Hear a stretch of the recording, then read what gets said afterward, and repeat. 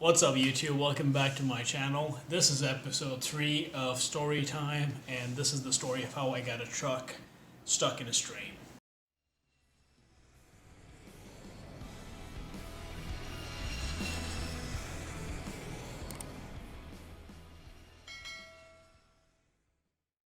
I really wanted to experience driving a truck on a dirt road. So I found a place called Horseshoe Reservoir, northern Scottsdale side, and I found there was this dirt road leading to a lake, and it was about I want to say 3 to 4 miles of dirt road leading to that lake, and I knew how to go, so I rented a truck. It was a Dodge Ram 1500, pretty powerful, but I made the grave mistake of not doing complete research on it, and I later found out that it was a two-wheel drive. I'll let you know what happened because of that error later on. Anyway, so I I go towards the lake, and midway I realize that I'm not carrying enough water. So I turn around, head back to civilization to pick up some water, and by the time I get back onto the road, it's already late afternoon. Now I'm going down; it's downhill towards the lake, and there's a few cars crossing me by. This dirt road is not level at all. It's like not the normal dirt road you've seen. It's got rocks and mud and water and all that kind of stuff. And downhill I passed this. And by the time I get there, I see that I'm the last one in. There is nobody around. I don't have cell service, and I find the spot at the edge of the lake, absolutely isolated and so serene. I love it. I had a bike in the back of my truck because I intended to camp out and bike in the morning. I had my drone to get some dope footage, but unfortunately, that was a drone that was not equipped with GPS, a return to home feature. I started flying it over the lake, and the wind picked up and took the drone with it, and I was not able to retrieve it back. It was not strong enough to fight the winds, and I eventually lost connection and fell down to the lake right in front of my eyes. Anyways, that was not the saddest thing that happened that day. I'll tell you what happened.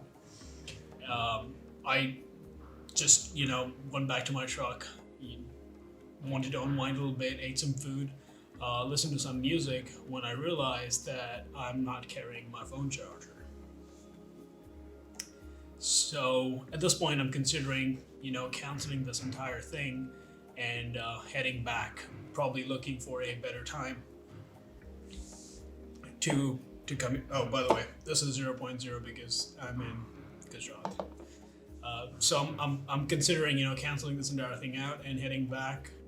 But this was also like I'd rented the truck for one day, and I was not sure I would get more days off like this in my unpredictable schedule. So I decided to stick around. But then as I realized that I also did not have a flashlight. I know, horrible packing. And I did not have a flashlight, and my phone flashlight was the only source of light that would take me through the entire night. So I was like, what, probably best call to cancel this entire thing and head back. Now by the time I'm heading back, I decided to go back. It's already early evening, evening-ish, approaching sunset.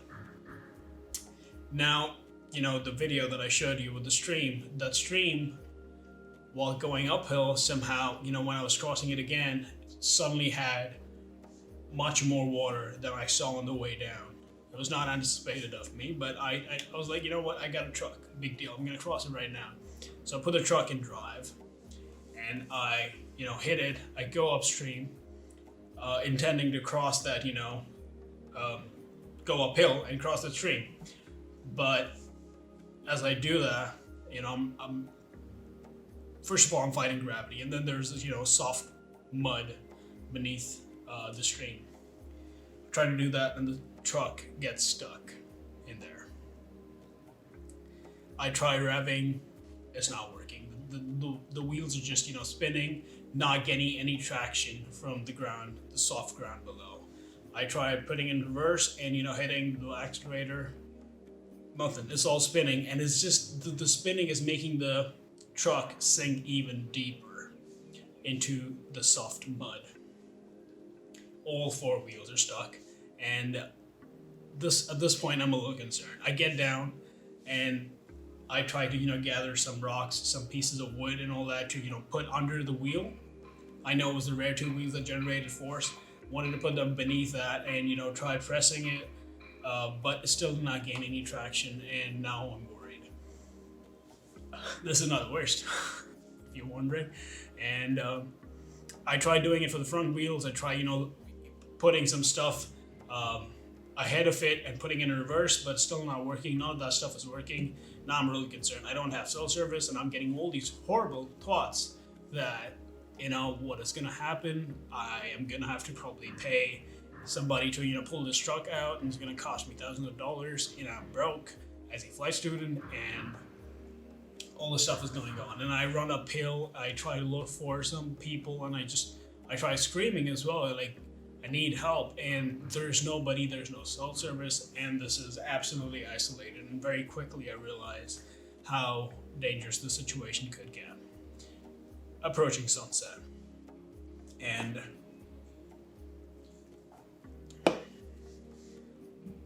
I keep doing this again and again, and I see the tires just spinning, and the water is increasing, reaching up to the door of the truck. And now I'm real worried, because I knew that if the interiors get damaged, that's just going to be an additional worry for me to think about and all that kind of stuff. At this point I'm thinking, I was an atheist looking to God for an answer, if that works or not, or looking for karma to, help me out or something like that. And out of nowhere, I hear this Jeep coming up from behind me, a small little Jeep Liberty coming up from behind me. And it was a family, 3 people, and they could not cross because my truck was stuck in the stream. It was such a narrow path. You could not, go around me, and I suggested, why don't you guys head back the way you came, and can you guys give me call someone for help? And they said they did not have enough gas to go the other way around. So, it was in their best interest to get my truck out of there as well. So the guy helped me push, shove, put things beneath the wheel, everything you can possibly think of. They kept their headlights on. Now it's getting dark. It's absolutely dark. And we tried everything. He's muddy, I'm muddy. We got, dust everywhere, mud everywhere. And the truck is just not moving at all. Now there's 2 people worried, because now there's a family in there. There's a woman and a very young daughter. All 4 of us are worried. None of us had cell service anyway, so the only way out was that route. Now it's pitch dark, and I barely have any battery on my phone, because I'm using it as a flashlight. And we did this for about at least an hour, I want to say. And this came out to be somewhere around, 10 p.m. or so. And dark, eerie, and just terrifying. And I hear some rumbling uphill. And then we see some lights. Then we see an entire truck, a big 4x4 Silverado coming downhill. And everybody, we just, asked for help.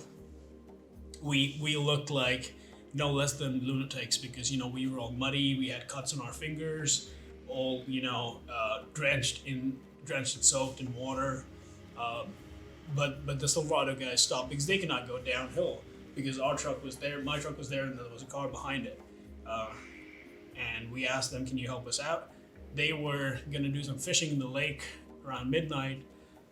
I did not know if it was safe to trust those guys, but that was my only way out. So we asked for help, and they had shovels and they had ropes. And this was like God sent. Like, it was like a miracle, because how can something, a situation like this be so intricately coordinated that whatever we needed was right there? And we used the shovels, dug a little bit, put some more stuff beneath the wheels, made like a bridge. The guys had ropes. We tied the ropes to their chassis of the car, to our chassis.